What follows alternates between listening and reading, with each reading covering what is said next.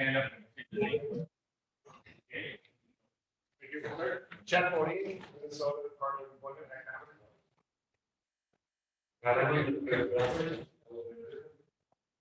Tim Gale, Black Industrial. Carlson with KLN Family Grants and Pearl. Steve Erling, County Innovation, Heartland Precision out of Lockton. Chet Lemon, Rubber Bank, Response. Joel Long, Riverbank, Alec, and Kurtz. Hey, what's not? I'll be here, machine. Wilson, Continental Innovation and Rubric. Go ahead. Sarah, take you out to the front.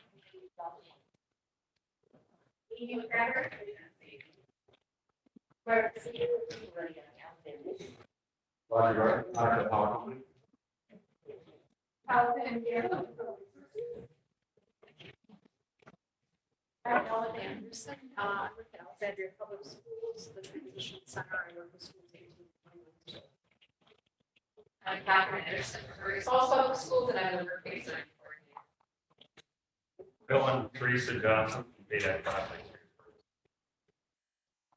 Joe Vogel, Board of Staffing for Alexandria First Falls, Washington, and Miller. And Jody Greenman from Further Comfort Center. Alex Thurston, Carlson Enterprises, we are a job machine shop. Amy Johnson, Carlson Consulting Solutions. Rick Blackberry, Superintendent of Norcross. Rick Lemke, I do outside sales and business development for Assembly Systems in this department. Carlye, Carlson, I'm from Brunswick, near Mills, Laundry Center, and I'm here. Our talk today is Black Industrial. Tim, do you have anything you want to share? Yeah, Black Industrial, we are a distributor. We cutting tools, abrasives, safety, and Dicing woman, so we have a distribution center, right? So stock product customers. We have multiple account managers throughout the so it's 5 to 6. Out of Alexandria, we do have 3 or 4 states. If you're ever looking for another potential supplier, and expertise. We specialize in my background, 20 years in manufacturing engineering programmer. So having that resource on the shop, not only selling something, but helping install and process tooling. That's what we're specializing. thank you. Thank you, Tim. All right. So today's topic is innovative workforce solutions. We're going to have 3 speakers, and one of them is Chet Bodin, and he's the business development manager. He just introduced himself. I'm doing it again. We have Carlye Carlson, and then we have. I didn't think there was anybody else out there. This is a test. All right, and then Amy Johnson. So Amy's gonna start, right? So I'm just gonna let you come up. Yeah. They had me on the mic and I gotta get off fast.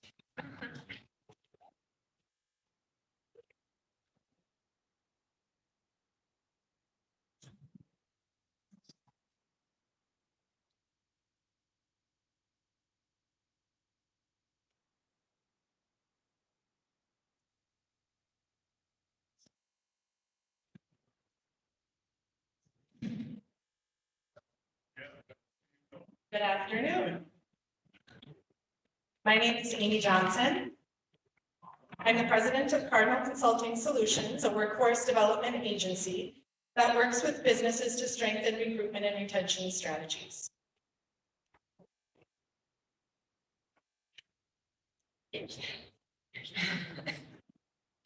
this is a good time to tell you that Tri-State would like to go hybrid. And so today we are practicing. And we have people remotely and here and people participating, so thank you for your patience.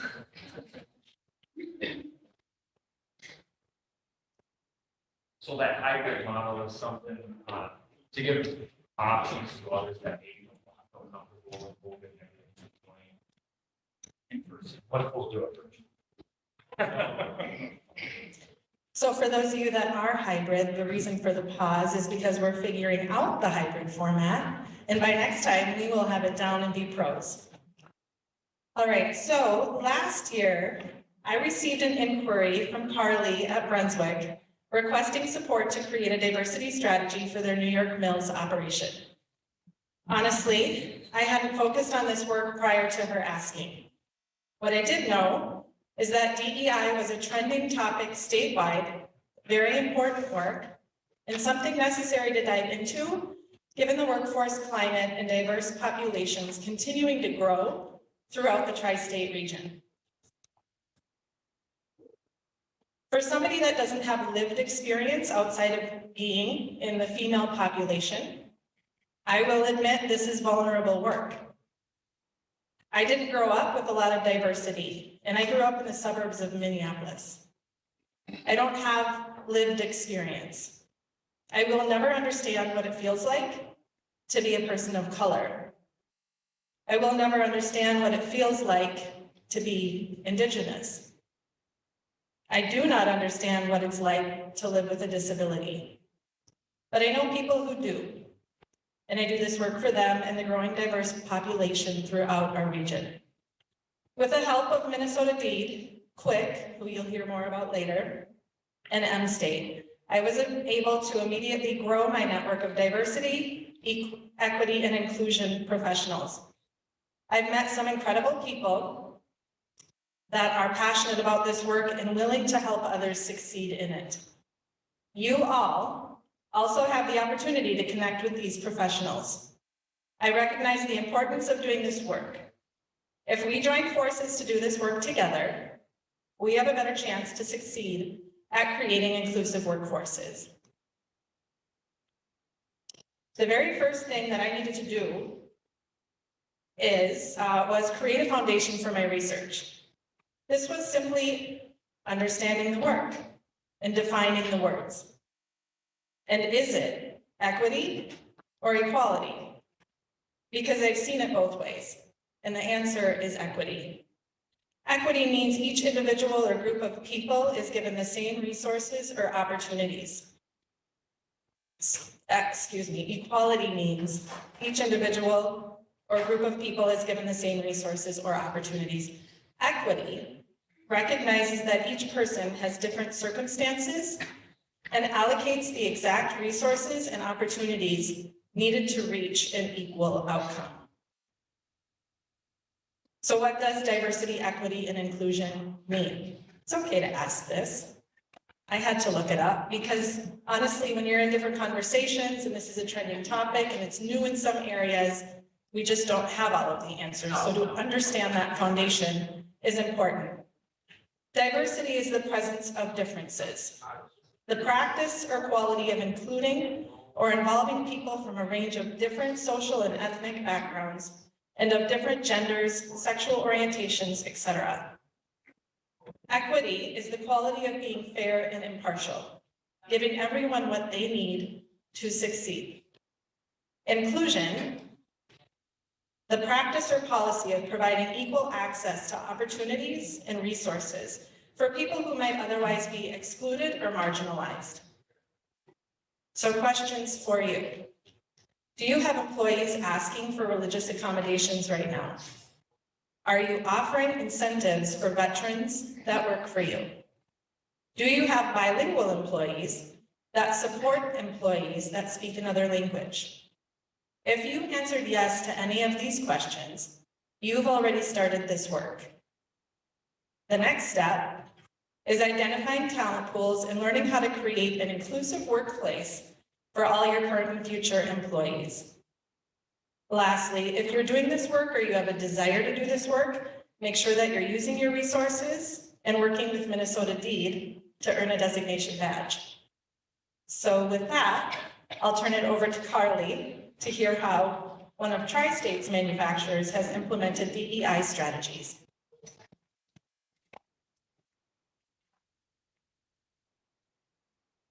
Hi, everybody. Thank you for the opportunity. Like Amy said, we have a great opportunity just in networking and connecting. And diversity is something personally that's really important to me, but for our workforce.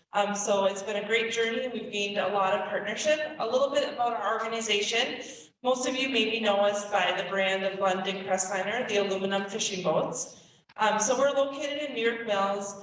Sometimes we say, you know, our population of our team is larger than the community itself. So we have about 625 employees, and we're growing, like most of you, in a small community. And oftentimes as an HR professional and just in general, I would be faced with trying to come up with, you know, a solution, not just around staffing, but wanting to make a culture. And that's something that's really important to me and has been my whole professional career, but the inclusion culture. And so like Amy said, it was defining that, because it's something we hear about all the time. It's something that senior leadership is going to ask of you, but what does that really mean? And so really what got me to reaching out to Amy was looking at what you see in front of you is our demographics. And so by nature, we're not a diverse team. Our community isn't diverse, our population isn't diverse, and some of it was getting the understanding and getting everyone to understand the whys behind it. So just because we did something years ago where we always had a certain shift or we had certain jobs, we had to really start having those tough conversations and saying, well, that may have worked before, but why won't that work now? So through that, you know, I reached out to Amy, and we again had the really great conversations, continue to really have gained tons of personal insight. I feel like this has been a great learning opportunity for myself. Was able to network and get partnerships through the state like Chet and many other resources. And you know, it just continues. It continues to be a great partnership, even for our city and our community. Because diversity, again, when you look at our demographics of our team, that stays in tune with our community. And so then I was able to even branch out to our community and talk about, you know, increasing our diversity is more than just us as an employer. Is our community ready to support the diversity? And how do we do it? And how do we be successful? So one thing I'll say is you want to run, because that's just me by nature. I want to implement and I want to execute and I want to have it done. And I've learned very quickly that to do it right, you cannot. And that's also been something as an employer that I've really had to share with my team and my leaders to get them to understand. So this is a path, and we're going to become diverse, and we're going to do it right so it sustains. We're not going to run, and we're not going to look at this as just a way that we can quickly become, you know, fully staffed. And then we're going to end up failing and not being that employer that we want to be. So again, my message would be, is it intimidating? Absolutely. And that's why I reached out to Amy, because I wanted to start the journey. However, resource-wise, I knew that we didn't have the capacity. We wanted to be partners, but I needed someone to help guide us. So a great journey. I'm not here to tell you that we are where we're going to be, but we're well on our way. Really gaining great insight, great understandings, great networking, great partnerships. So grateful for all of that. So again, this just tells you why. And initially, you know, the why to business leaders is going to be because we have a demand, and if you get us diverse, we'll be able to be successful. And that is where I really had to push back. And I had to just have the courage, because it takes that, to be able to tell, you know, the leadership team that we're not going to execute this just for that reason. We are going to do this right. We are going to get our team along the way. So a lot of it is getting the understanding of all of your employees. So knowing that if we have somebody who is diverse in any way, either, you know, even just gender differences comes into our operation, that they'll feel part of the team and want to stay with us. So again, it's the employee engagement, it's the culture, it's the community support, it's the retention, and it's just really taking your organization to the next level. And I believe it's on to you. Thanks. Good afternoon, and thank you for having having me here today to help bring this message across. Good. I'm not going to, oh, you're not going to. Sorry, no problem. Thanks. So again, Chet Bodin, I'm the Business and Community Development Manager for DEED in Northwest Minnesota. But when I started for DEED, I was a labor market analyst. I did that for 5 years. And the first thing we started talking about when I started at DEED was this change that we're dealing with now. And it's this basically cliff in the labor force where the baby boomer generation is retired. And we were talking about that all the time. I mean, every meeting I went to, we talked about it. And some employers were planning really well and trying to put in controls to manage it and think ahead. And others had a hard time just kind of paying attention to like what's happening in the next quarter. And that's understandable because business moves fast and this is hard to do to plan long-term like this. But what the data is showing us now, like it was back then, is that we have change in our demographics coming, in our labor force. It's already started and it's going to continue. We're talking about diversity, in a lot of different ways. There's a lot of aspects to think about: disability, veterans, gender, like Amy mentioned. When we talk about race and ethnicity, you can see that just in the last 20 years, we've had dramatic changes in our labor force. And it's still not to the point where, we have like a minority majority or we have, this group that stands out that much. But at this case, it'll continue to be more. And we need to think about how we are helping them understand the existing work culture. We need to think about how like our existing work culture understands communicating with folks who come from different places and have different backgrounds. And we'll get into that a little bit more and kind of some of the tools that we've researched and sought out to help employers think through some of this stuff. But I wanted to start just by kind of reinforcing what Amy and Carlye were saying by showing you that the data supports this fully. So that was a labor force growth. This is on our turnover rates. I want you to take a really close look at this, and we'll share this presentation.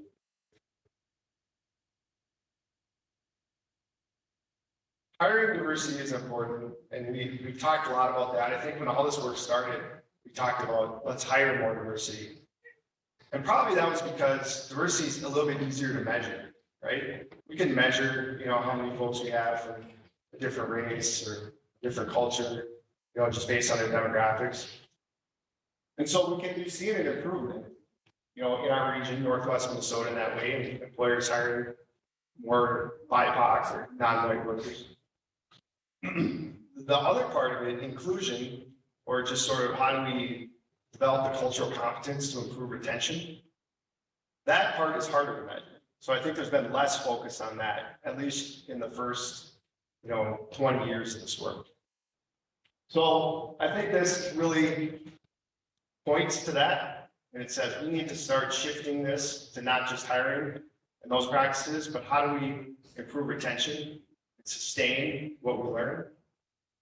As you can see, turnover rates are sometimes twice as high for BIPOC workers as they are for white workers. And this is not to assign any kind of blame or point fingers. I have no reasons for you why this exists the way it is. But I can just tell you that turnover rates are higher and there's something that we can do about it. So we'll talk more about that a little bit more when we get into some of the tools we'll use. I'm gonna pass it back to Amy, and I think we're gonna have a little just conversation about some of these things we're seeing and what we've done and what maybe we could start doing more. So Thanks. yeah. So I heard Chet say BIPOC. Who knows what that means? Extra credit. Nice cookie slap. Yes, Mark. Say Okay. bye. It's Black, Indigenous, people of color. Yeah, it's kind of a term. I mean, it could be awkward talking about this, right? Like, Black Minnesotans, we say, like our tribal partners, it's a term that we can use to kind of refer to the non-white population or minority population. It seems to be accepted pretty well. And minorities accept that? Yep. And it seems to be a little bit more acceptable than just saying it. That kind of has a built-in sort of negative connotation. So, yeah. Some people, yeah. And language is important. So. Thanks. Yeah, and that's what I spoke of, is the vulnerability of this work.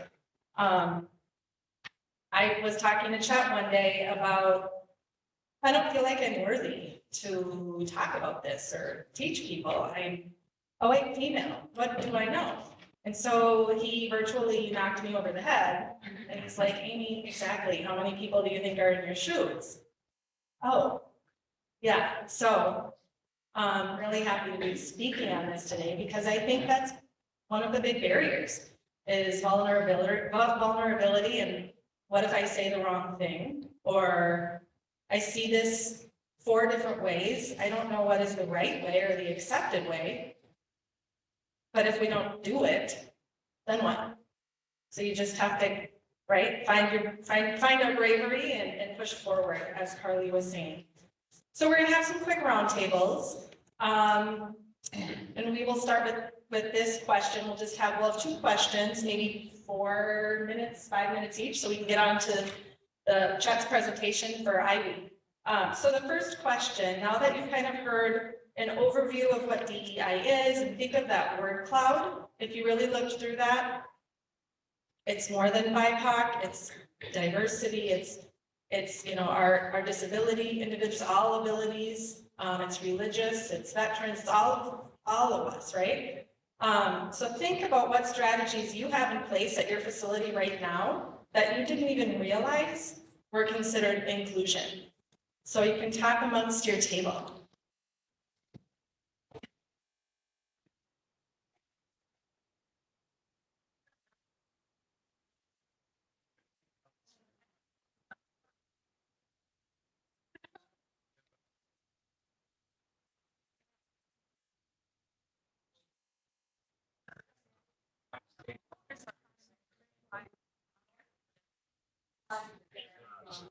Oh, interesting. Okay. So.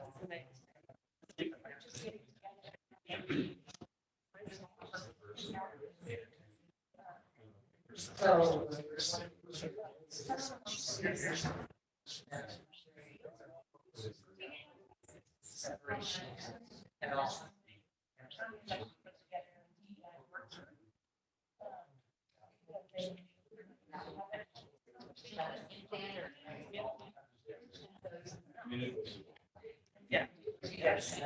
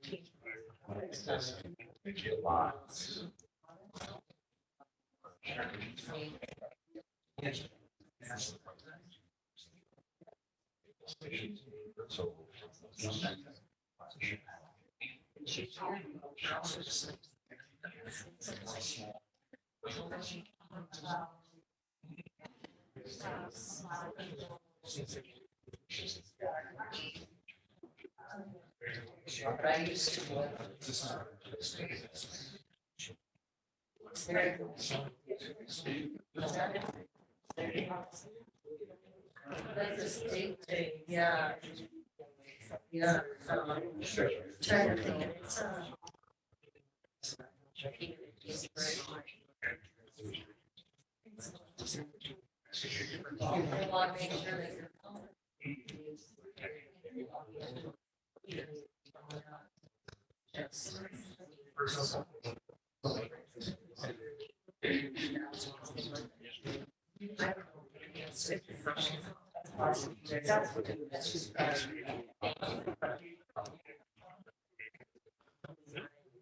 that's why.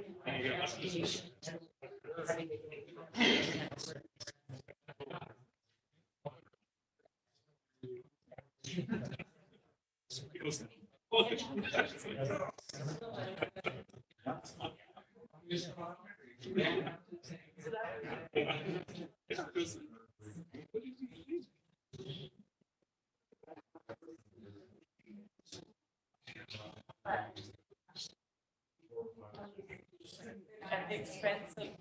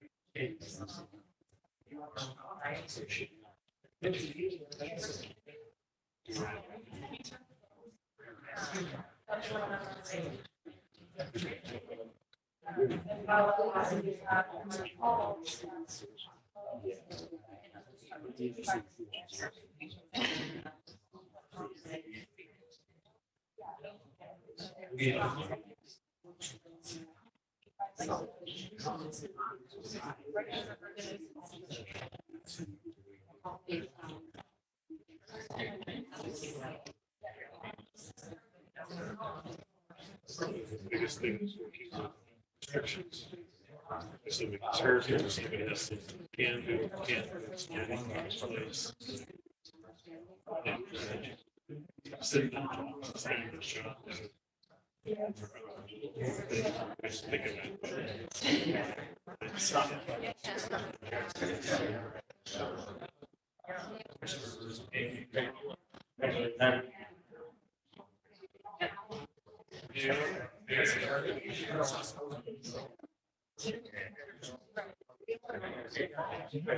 All right, time's up on that question. I heard some really great questions walking around.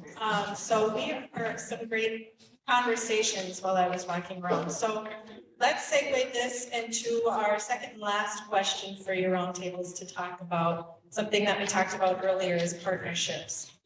So what partnerships have you formed for the sake of DEI in this work? And think about all of the tools of DEI that we spoke of as well. So I'll set the timer again for about 4 minutes, and then Chet will speak on the IB designation once we are done.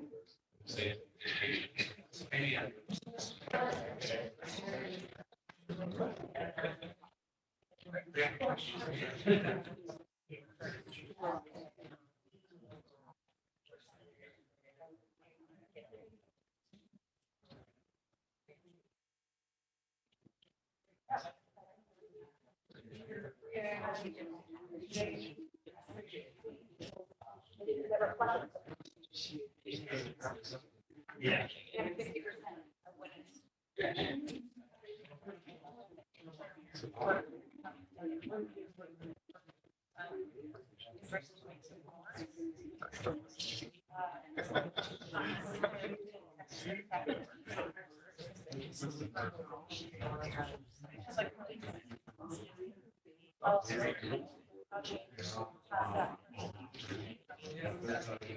What's in the area?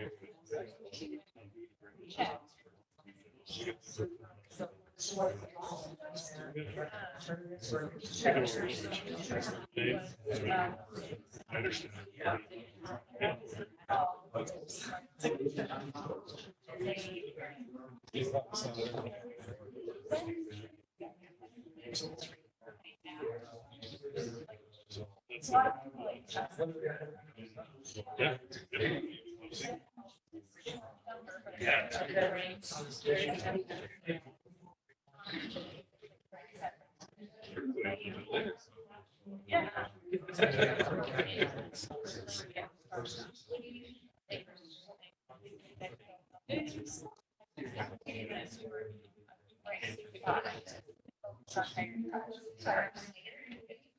Yeah. Big things.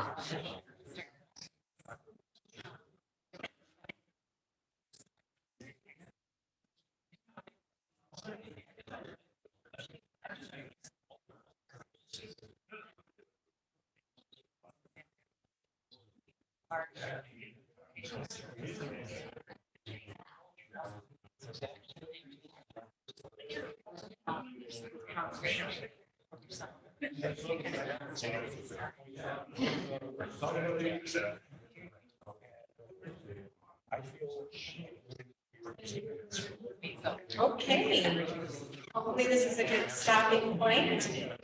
We are going to roll into the presentation here to learn more specifics about the IB designation and how you can dive into that work yourself and what that means for you. So, Chet.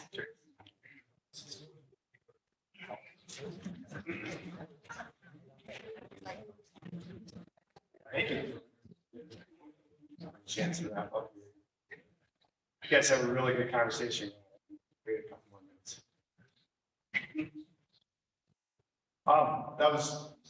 That was good. Thanks a lot for taking the time to share with each other. You know, when we're talking about this stuff, it's okay to like look at this and think about it through a business lens. In fact, I would encourage you to do that. That's, you are a business association.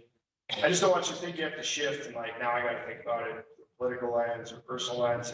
It's very much encouraged that you think about this as a business owner and manage it that way. So we're going to talk a little bit about a program that the Regional Workforce Alliance put together. And this is to help businesses who are doing some of this work connect to talent pools in the region that they may not have in the past. Or just kind of let them know that, hey, we're doing this work and we're here to support you if you want to come work for us. Competition is really stiff out there for workers right now, as you know. And so for employers who are doing this and in a position to retain more workers, we want to lift them up, make sure everyone knows about the work they're doing. So to receive the recognition, and that's really what it is. It's a recognition that you can use when you are posting jobs, when you are talking about your company, your organization. There are 4 criteria. And these 4 criteria also serve as kind of a framework for doing some of this work. So if you try to make it simple, it's not necessarily easy, but it's a simple framework that you can engage in to take steps forward. So the first is to express a commitment of some kind publicly that your company is looking to be more culturally competent or prioritize that work. Somewhere in your stated mission or your values, we're not, it doesn't have to be an ambitious statement, we're pretty flexible on that, but somehow kind of just making this known that this is important to your organization. 2, the criteria is to do an assessment. And this is a tricky part because, like I said, diversity itself is easy to measure, but inclusion can be a little harder. And so the point is to really figure out what are we doing well here, where are areas we can improve, and we have some tools out there that can help you do an assessment like this. 3, it's to provide diversity, equity, and inclusion training to staff and leadership. Now, this could be kind of generally on the topics of diversity, equity, and inclusion for like, if you're trying to educate a little bit more just overall, or it could be on something very specific, an aspect of diversity you want to focus on. If it's, bringing on an immigrant workforce, or if it is bringing on more workers with disabilities. You you could pick one aspect and say, we're gonna focus our training on accessibility, for example, and making our workplace more accessible.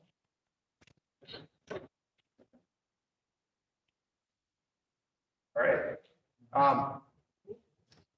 So anyway, I wanted to know that because you can be more practical in this too, by focusing on one particular aspect, if that's something you want to do. And then fourth, as we're learning, you really have to put in resources and a plan to sustain this work. And so we'd like to see that you're allocating something to make sure that this sticks. Not just kind of a one and done type thing, but we're going to make it work long term. So. Thanks a lot. What's your name? Jeff. Jeff, thanks, Jeff. So those are 4 criteria. Again, try to make it simple, not necessarily easy, but straightforward.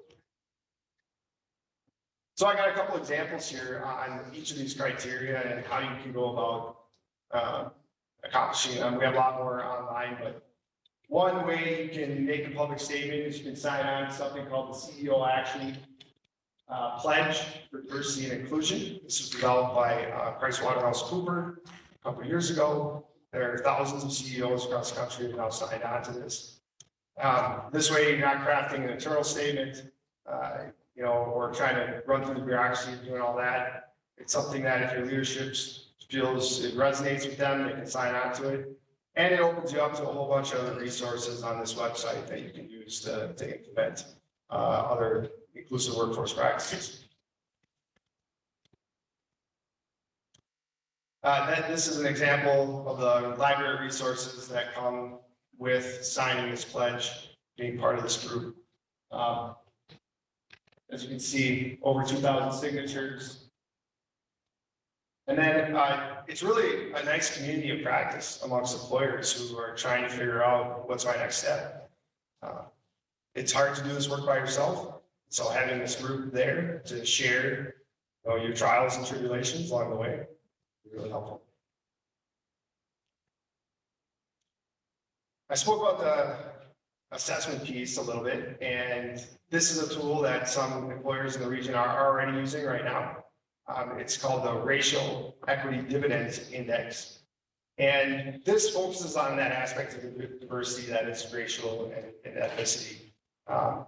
But it measures your inclusive workforce practices and what you're doing around this. Really looks at different policies, even employee policies. What are hiring practices do you have out there? How do you assign work? Who gets recognized for their work? Or just examples. How do you relate to supply chain? Are there, is the diversity and inclusiveness of your partners in business considered who you're working with? So 7 different aspects there, but 37 business practices in total. Again, diversity is easy to measure. Inclusion is not. This is a tool that'll help you measure inclusion and bring that down to a little bit for you. I'm going to take a break and let Amy come up here and talk a little bit about their inclusive workforce training. I've worked with Amy for a while now, and her instructors have been really great about building this out for employers. And go ahead. All right, awesome. Thanks. So I'm going to do a quick shameless plug for people that don't know who I am or the group I work with. I always say I'm kind of the redheaded stepchild at Penn State because everyone knows the credit side and I'm the non-credit side. And so I have the privilege of offering training solutions to many various business opportunities or businesses in the area. And here's a little snippet. We deliver over 100,000 hours of interactive training annually, over like 6,000 students. So the students aren't students that come to college, they're actually employees. And we work with over 500 businesses. And like I said, we're just non-credit based training. So we come in and we customize the training around your needs. And like DEI is new to a lot of us, it's new to us as well. So we've been creating things as we go, and we've been taking more of our instructors and to different businesses and customizing the training that they need. On the slide there, they put a right here too.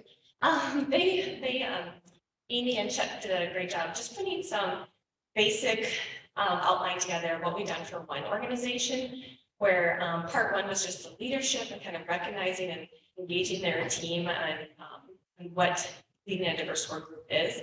Then the second part we did with this organization is they grabbed all of the staff and kind of integrated them together, just to tell them what the strategies of like respectful interaction and just working as a team and stuff. And so that was really one great opportunity that we did with one organization. We've done various trainings with other ones as well. I know I was talking with my group about kind of like that index that you were talking about. We've done strength finders with the leadership team, because it's also about learning about yourself. So you start with your strengths, and then we also talk about the learning about others, because it's just not, you know, who they are, what they do, it's who they are. It's not just what they look like or their culture, it's who they are inside. So it's been quite an opportunity to learn with the rest of you.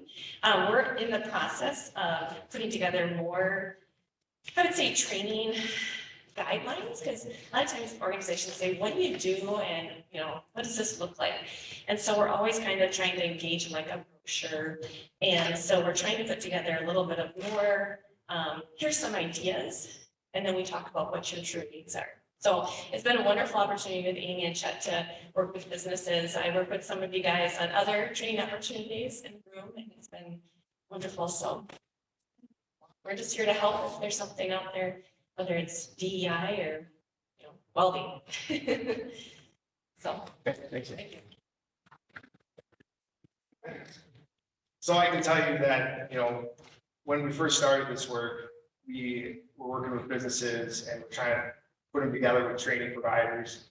And oftentimes we're reaching out to organizations like in the metro area or even out of state, saying, hey, can you come here, you know, work with this business? And frankly, after a while of doing that, I got feedback from businesses that said, you know, this is okay, but like, they don't know like our community, they don't know our region, the economy here. It'd be better to have like a local partner. And so that's when I reached out to Amy and said, we could, I think, really put together something good for businesses around this. The instructor, she works with, understand their economy, our region here, our kind of culture. And so it's been great to have you as partner instructors. So that's one option, a really good one for training. Talk to Amy more about that. So I'm going to segue then. Those were just a couple examples of how to meet the criteria. If you're going to pursue the designation by, you know, choosing some of those methods and trying to meet those criteria, we have a kind of a pathway here. And I did this because a lot of times you get information about state programs and you say, yeah, come participate. And then, you know, it's kind of vague how you do that, right? And so this, I think, helps illustrate, you know, what that looks like. So it starts out, we have a workforce strategy team indeed. Start out, I kind of had a one-on-one conversation with them, talk a little bit more about the work that you're doing right now in the space, where you think you could improve, or kind of what tools you think would help you meet the criteria, whether that's training with Amy or doing a staff survey to that kind of assessment piece. And then we kind of devise a plan, you know, based on that framework, those 4 steps.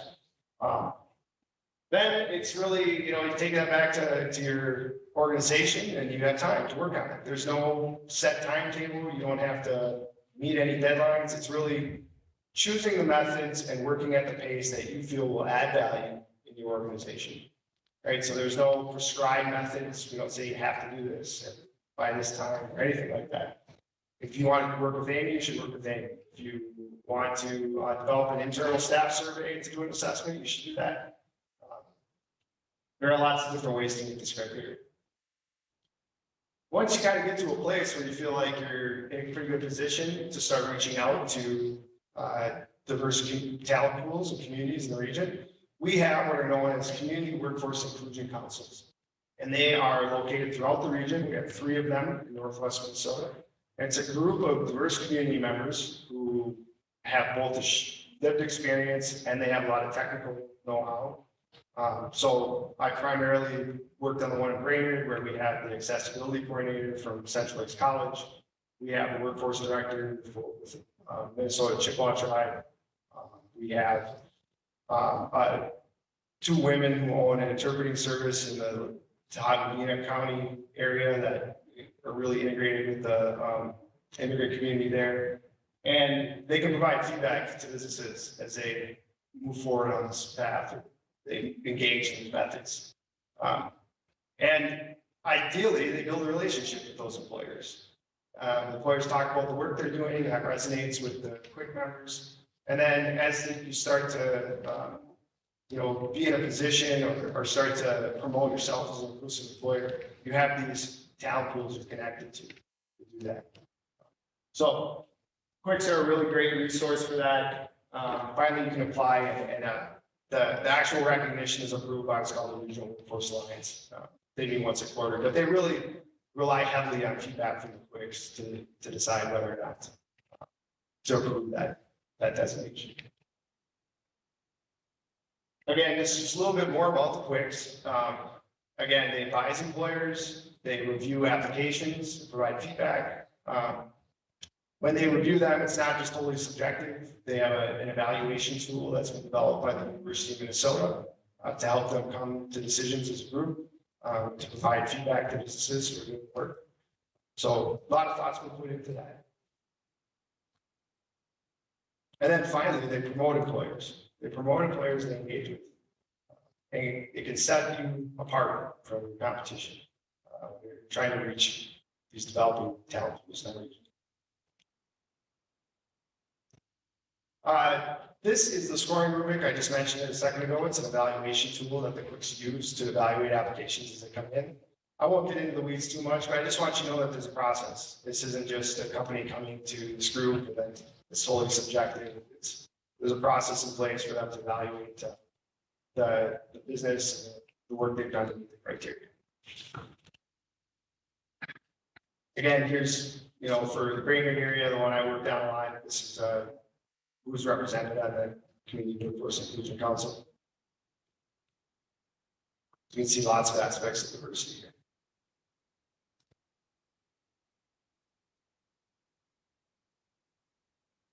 So then, as we wrap up, I just want to talk about, again, why you should participate. There are both short-term and long-term benefits to participating for employers. First of all, as you're kind of starting out in this work, it's really nice to have like a support system, right? So you have this group, this Community Workforce Inclusion Council, who can kind of help guide you a little bit, provide you some input. Sometimes we think we kind of understand something, but you need a good sounding board. That's what they're there for. You can increase the size of your applicant pool, ideally. Then long term, you can work with other employers to build a community of practice. You guys can work on doing this together, whether that's like a region. If the employers in the region, you say, hey, we really want to promote this region. Say that there is leadership in this community for developing more welcoming places, more inclusive workplaces, and shouting that from the rooftops to other parts of Minnesota, to other parts of the nation, saying, come here, work here, live here. You're going to find a life and we're going to support you. So I'd highly encourage that. And then, again, really building those connections in your community, that's going to take to help make our community strong in the long term with these changing demographics. All right, well, that's about enough from me on what we have here, but I'll tell you that we have more information on our website here. This was born from our workforce development partners in Northwest Minnesota, but we have other workforce partners in the state who are also recognizing employers through the same IMD designation now. This exists in Southwest Minnesota, Southeast, Central Minnesota. So now we at DEED are starting to promote it statewide. And so, again, we want to recognize employers for doing the work, lift them up, and visit this website for more information about tools and resources that are out there. Okay, thanks, Amy. Wonderful. I want to check the chat and see if we have any questions. I know we have a few people virtually. If you are still on and if you have questions, feel free to put those through the chat. Phil's going to close us out here in a few minutes, but he might not thank Fly. So I want to thank Fly for keeping this real. Just a little reminder about what this work is like, so. I do have a question. How many active IME designations are there in the state currently that have made it through the process? Thanks. Yeah, there are 14 in Northwest Minnesota. I'd say we have another dozen that are in the pipeline. Okay. And, yeah, so. In southeast Minnesota and central, they have a pilot going right now with employers. They started after Northwest, and so all of those are right in our region right now. So for those of you who are pursuing it or want to pursue it, you're likely to be recognized ahead of any other part of the state. Take it back, Chet. Pioneers. That's right, yeah. And you've got to really take it out, hang your hats off to our workforce partners and employers and students for taking leadership here. And that really is a large statement too, because right now we are in this climate of workforce shortage, and that isn't going away, says data. And so this is one of the things that we can be proactive about to help sustainability for overcoming that workforce shortage. Any other questions from the room? All right, thank you. Thanks. Yeah.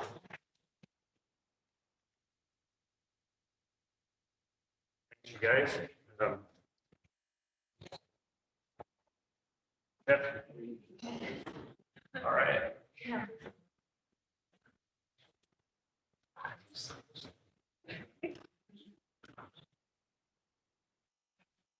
We got a number for a split plot, and that's for $22, I believe. Yep. Number is last three digits, 6, 7, 8.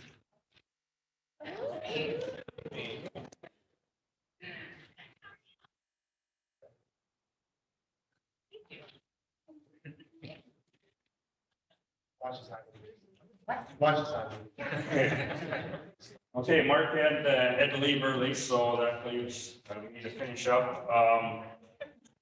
I want to thank everybody for coming today and invite anybody that's able and willing to come down to Payback Plastics to tour. If there's anybody that doesn't know how to get down there, our address, if you need to put it into your phone, it's fairly easy actually. Rather than give the address, you just go out on North Tower, heading, I don't know what they call this, but it's technically it's north to 88, which is Fur Avenue. Take a left on 88, we're the last place on the right.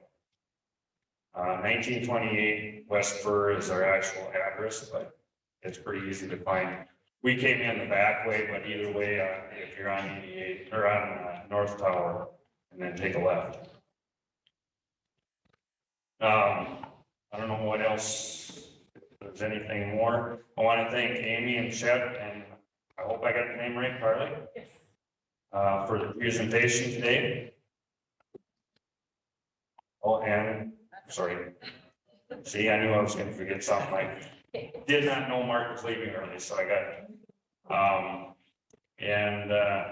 Other than that, I think we've got it. Thanks again, and we'll see you down at the Payback.